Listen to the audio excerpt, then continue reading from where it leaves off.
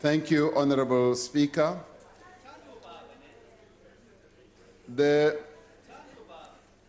amounts that have been collated are the amounts that the Department of Justice and Correctional Services has been able to collect up to now. Honorable Malema is quoting amounts of 64 million. I am not aware of that.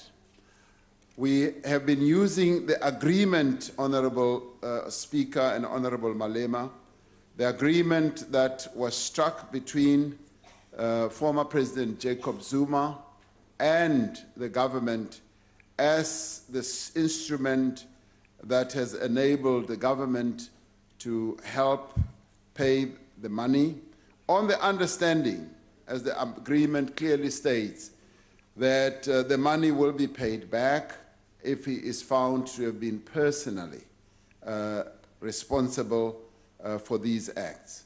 Now, that was an agreement that was struck. Now, we also need to make a distinction between the payment, the various legal cases that have been going on to which he has appealed. He has appealed against certain cases where legal costs have been involved, and those need to be separated from the ones that we are talking about now. The ones that we've spoken about being 15 million, having divided them into two categories. So those are the ones that we have deeper knowledge of, and the instrument which you asked, which instrument did we use? We used the agreement, and clearly it is. I will need to check that more closely. I will need to do that. This is not the first time that this has been done. It has been done before for other officials, and indeed, because you see, the acts that former President Zuma was charged with, he was charged with acts that arose as he was occupying a government position. Yes, it was. No, it was not before. It was as a result of conduct that had to do with him occupying a government position.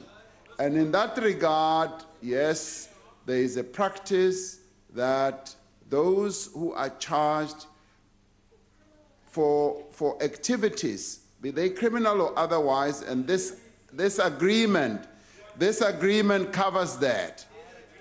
The agreement covers that. For those who are charged, the government will cover that. And when the court finally, and this is important because our judiciary is so independent that it does, even in the end, make a determination on the payment of costs, of legal costs.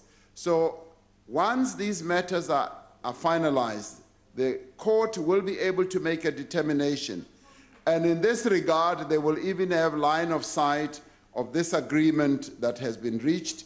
And I'm sure that when they do make a determination on basis of the outcome of the case, they will be able to determine how those legal costs should be dealt with. Right now, because the agreement is still in place, there's just no way in which we could right now say to President Zuma, in violation of the agreement that was reached, that he must pay the costs. And I know that it would be exciting on many people's minds that he must pay back the costs, but we have to wait until that case is finalized and a determination is made by a court. We did it on the basis of an agreement. Thank you very much. The Honorable Alberts. Speaker. No, you can't have two opportunities.